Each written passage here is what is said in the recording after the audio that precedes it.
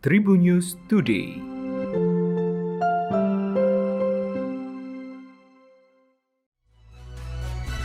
Halo Tribuners, berjumpa kembali dengan Tribun News Today bersama saya Gilang Putranto. Sejumlah informasi terkini dihadirkan untuk Anda, diantaranya informasi dari nasional.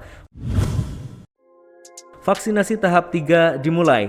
Indonesia memulai proses vaksinasi COVID-19 tahap ketiga yang ditujukan untuk masyarakat umum.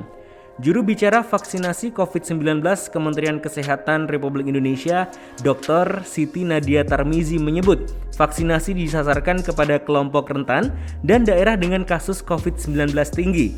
Diketahui, DKI Jakarta menjadi sasaran pertama untuk vaksinasi tahap ketiga ini.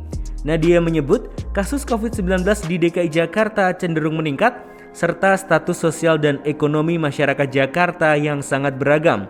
Nadia menyebut, selain dilihat dari aspek geospasial, kriteria masyarakat rentan yang mendapatkan vaksinasi juga dipertimbangkan dari segi sosial ekonomi lemah dan masyarakat kurang beruntung serta kelompok marginal di ibu kota. Nadia menyebut kelompok penyandang disabilitas dan orang dengan gangguan jiwa disebut Nadia merupakan masyarakat yang paling rentan yang akan didahulukan untuk mendapatkan proses vaksinasi.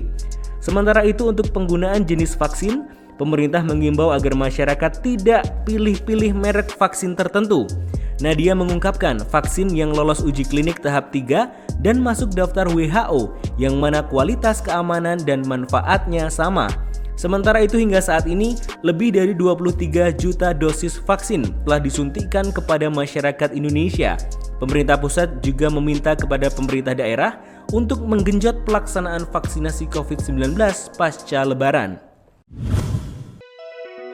Lantaran tak terima dituduh mencuri jahe, seorang petani bernama Agus 29 tahun tega menembak tetangganya sendiri hingga tewas. Peristiwa itu terjadi di Ogan Komering Ulu Selatan, Sumatera Selatan.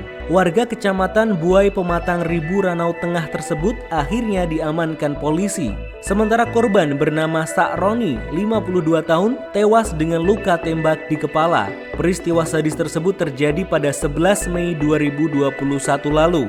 Beberapa hari kemudian, Agus ditangkap di rumahnya oleh petugas kepolisian Mapolsek Banding Agung.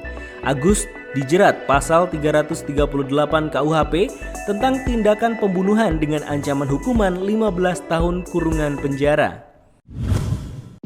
Dai kondang Ustadz Abdul Somad menggelar resepsi pernikahan pada Kamis 20 Mei 2021 di kampus Unida, Pondok Modern Darussalam Gontor, Ponorogo, Jawa Timur. Akad nikah Ustadz Abdul Somad dengan Fatimah Az-Zahra sebagaimana diketahui telah digelar di kediaman Fatimah di Jombang pada 28 April 2021 lalu. Resepsi pernikahan digelar di Ponorogo mengingat Fatimah adalah santriwati alumni pesantren Tahfiz Quran Al-Muqaddasah Ponorogo.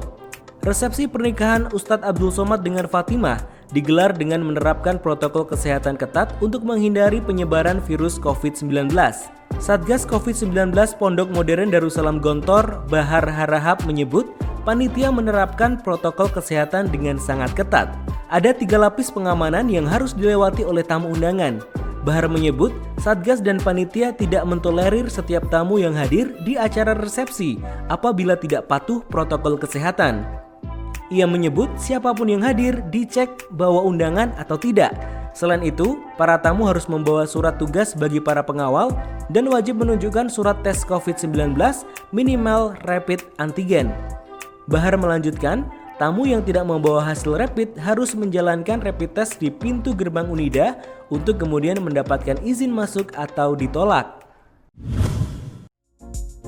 Timnas Indonesia akan menjalani 5 pertandingan dalam beberapa pekan ke depan di Uni Emirat Arab. Diketahui pasukan Sintayong akan melakoni 2 pertandingan uji coba dan 3 pertandingan sisa kualifikasi Piala Dunia 2022 zona Asia. Dalam partai uji coba pertama, Indonesia akan menghadapi Afghanistan pada 25 Mei 2021 mendatang. Kemudian partai uji coba kedua, Ryuji Utomo dan kawan-kawan akan menghadapi Oman pada 29 Mei. Selanjutnya, dalam kualifikasi Piala Dunia, tim Garuda akan menghadapi Thailand pada 3 Juni 2021. Lalu, Indonesia akan menjamu Vietnam pada 7 Juni 2021. Terakhir, Indonesia akan menghadapi Uni Emirat Arab pada 11 Juni 2021. Diketahui, 5 pertandingan ini akan menjadi debut kompetitif Sintayong sebagai pelatih Timnas Indonesia Senior. Adapun Timnas Indonesia sebenarnya sudah tersingkir dari kualifikasi Piala Dunia 2022. Hal itu tidak lepas dari 5 kekalahan beruntun yang diderita Timnas Indonesia ketika masih dilatih oleh Simon McManamy. Demikian Tribun News Today hari ini. Saya Gilang Putranto, sampai jumpa. Tribun News Today.